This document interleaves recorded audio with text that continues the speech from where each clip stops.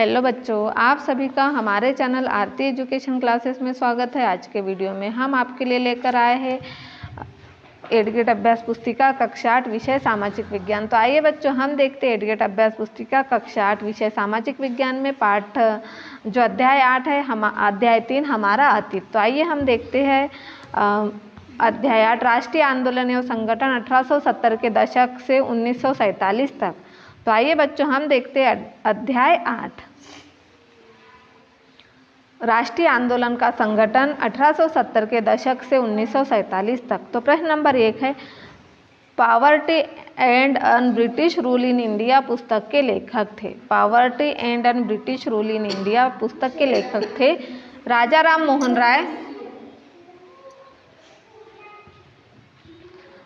राम मोहन राय, दादा भाई नौरोजी, फिरोज शाह मेहता, बाल गंगाधर तिलक। तो उसका सही ऑप्शन होगा दादा भाई नौरोजी।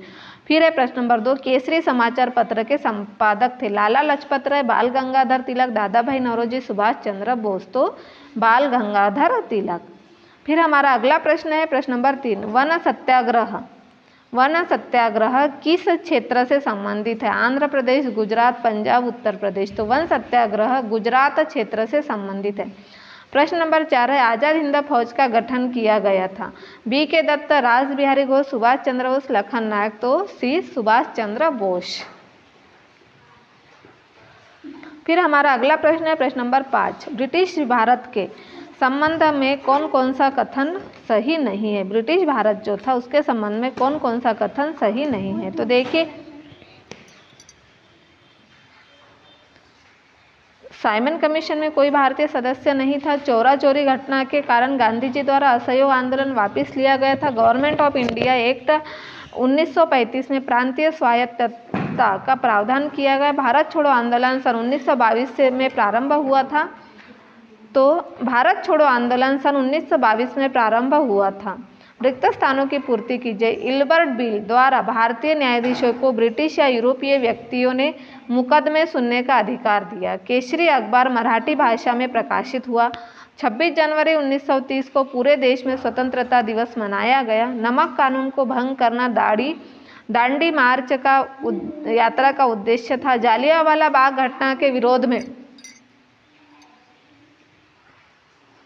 नाइटहुड की उपाधि रविंद्रनाथ टैगोर के द्वारा लौटाई गई थी। तो इस तरह से हमने यहाँ प्रश्न नंबर 6 को पूर्ण कर दिया है। अब हम देखेंगे प्रश्न नंबर 7। तो प्रश्न नंबर 7 में देखिए क्या दिया हुआ है, प्रांतीय स्वायत्तता से क्या आशय? संघ के भीतर रहते प्रांतों को तुलनात्मक रूप से स्वतंत्र निर्णय लेने की क्षमता देना प्रांतीय स्वायत्तता कहलाता है। प्रश्न नंबर 8 है, बंगाल का विभाजन कब और किसने किया? तो सन 1905 में वायसराय लॉर्ड कर्जन ने बंगाल का विभाजन किया। विभाजन का कारण प्रशासनिक सुविधा बताया गया। बंगाल विभाजन के पीछे अंग्रेजों की मंशा बंगाली राजनेताओं के प्रभाव पर अंकुश लगाना था। फिर हमारा अगला प्रश्न है प्रश्न नंबर 9। तो आइए हम देखते हैं प्रश्न नंबर 9 में क्या कहा गया। साइमन कमीशन का भारतीयों द्वारा विरोध क्यों किया गया? तो 1927 में इंग्लैंड में बैठी ब्रिटिश सरकार ने लॉर्ड साइमन की अगुवाई में एक आयोग भारत भेजा। इस आयोग को भारत के राजनीतिक भविष्य का फैसला करना था। इस आयोग में कोई भारतीय प्रतिनिधि नहीं था। इस वजह से भारत में भारी असंतोष पैदा हुआ और भारतीयों ने इसका विरोध किया। इल्बर्ट बिल सरकार ने क्यों वापस लिया? तो सन 1883 में सरकार ने इल्बर्ट बिल लागू करने का प्रयास किया। इस विधेयक में प्रावधान था कि भारतीय न्यायाधीश भी ब्रिटिश या यूरोपीय व्यक्तियों पर मुकदमे चला सकते, परंतु अंग्रेजों के विरोध की वजह से सरकार ने यह विधेयक वापस ले लिया। फिर हमारा अगला प्रश्न है प्रश्न नंबर 21। तो आइए हम देखते हैं प्रश्न नंबर 11, गांधी जी की दांडी यात्रा के क्या उद्देश्य थे? तो गांधी जी ने दांडी यात्रा इस उद्देश्य से की थी कि वह समुद्र के पानी से नमक बनाकर ब्रिटिश सरकार के नमक कानून का उल्लंघन करेंगे और भारतीय जनता के दिलों में ब्रिटिश कानून का भय निकालेंगे और जनता को आंदोलित करेंगे। फिर हमारा अगला प्रश्न है प्रश्न नंबर 12। देखिए प्रश्न नंबर 12 में क्या कहा गया है, किस घटना के कारण किस घटना के कारण गांधी जी ने असहयोग आंदोलन वापस लिया? तो महात्मा गांधी हिंसक आंदोलन के विरुद्ध थे। इसी कारण 1922 में जब किसानों की एक भीड़ ने चौरी चौरा पुलिस थाने पर हमला कर उसे जला दिया तो गांधी जी ने अचानक असहयोग आंदोलन वापस ले लिया। उस दिन 22 पुलिस वाले मारे गए। किसान इसलिए बेकाबू में हो गए थे क्योंकि पुलिस ने उनके शांतिपूर्ण जुलूस पर गोली चला दी थी। फिर है हमारा अगला प्रश्न नंबर 13, रॉलेट कानून का भारतीयों ने क्यों विरोध किया? यह कानून अभिव्यक्ति की स्वतंत्रता जैसे मूलभूत अधिकारों पर अंकुश लगाने पर और पुलिस को भी ज़्यादा अधिकार देने के लिए लागू किया गया था। भारतीयों का मानना था कि सरकार के पास लोगों की बुनियादी स्वतंत्रता पर अंकुश लगाने का कोई अधिकार नहीं है, इसलिए भारतीयों ने रॉलेट कानून का विरोध किया। फिर हमारा अगला प्रश्न है प्रश्न नंबर 14। तो देखिए यहाँ प्रश्न नंबर 14 में क्या कहा गया है? असहयोग आंदोलन में लोगों द्वारा किन वस्तुओं एवं कार्यों का बहिष्कार किया गया? तो असहयोग आंदोलन में लोगों द्वारा विदेशी कपड़े की होली जलाई गई। साथ ही उन्होंने अंग्रेजों द्वारा प्रदान की गई उपाधियां व विधानमंडलों का बहिष्कार किया।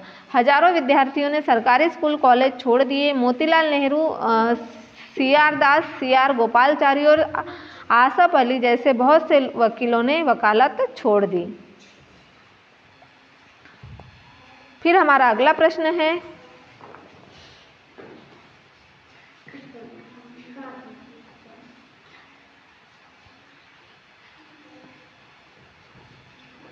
प्रश्न नंबर 15। तो आइए हम देखते हैं प्रश्न नंबर 15 में क्या कहा गया। बंगाल विभाजन क्यों किया गया, ये इसके क्या परिणाम हुए? तो बंगाल विभाजन का मुख्य उद्देश्य बंगाली राजनेताओं के प्रभाव पर अंकुश लगाना, वह बंगाल की जनता को बांटना था। इसके कारण लोगों में गुस्से की लहरें फैल गई, जिसने स्वदेशी आंदोलन का रूप ले लिया। विशाल जनसभाओं का आयोजन किया गया, जुलूस निकाले गए। बंगाल विभाजन करने का अंग्रेजों का उद्देश्य था कि इससे प्रशासनिक सुविधा होगी। कैबिनेट मिशन की असफलता के क्या कारण थे? तो कैबिनेट मिशन एक महान योगी थी जिसके उद्देश्य भारत की संविधान सभा बनाना और विभाजन को टालना था। भारतीय राष्ट्रीय कांग्रेस और मुस्लिम लीग के बीच मतभेद के कारण कैबिनेट मिशन असफल रहा। फिर हमारा अगला प्रश्न है प्रश्न नंबर 17। तो हमारे प्रश्न नंबर 17 में क्या कहा गया? दिए गए चित्रकारों को पहचान कर किन्हीं दो महापुरुषों के भारतीय राष्ट्रीय आंदोलन में योगदान का वर्णन कीजिए। बाल गंगाधर तिलक, भगत सिंह, लाला लाजपत राय और सुभाष चंद्र बोस, इनके यह फोटो है। तो यहाँ पर हम देखेंगे नंबर 1, सुभाष चंद्र बोस। जनवरी 1941 में सुभाष चंद्र बोस बिना किसी को बताए कलकत्ता छोड़ दिया और जर्मनी के रास्ते होते हुए सिंगापुर पहुंच गए।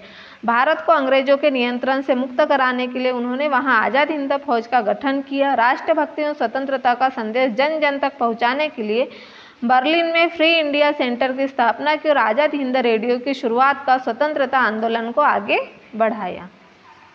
फिर हमारा उसमें अगला है भगत सिंह। तो देखिए भगत सिंह के बारे में, भगत सिंह ने 1926 में नवजवान भारत सभा की स्थापना की। इस संगठन का उद्देश्य कामगारों और श्रमिकों को प्रेरित करके ब्रिटिश प्रशासन के खिलाफ अपनी पीड़ा व्यक्त करना था।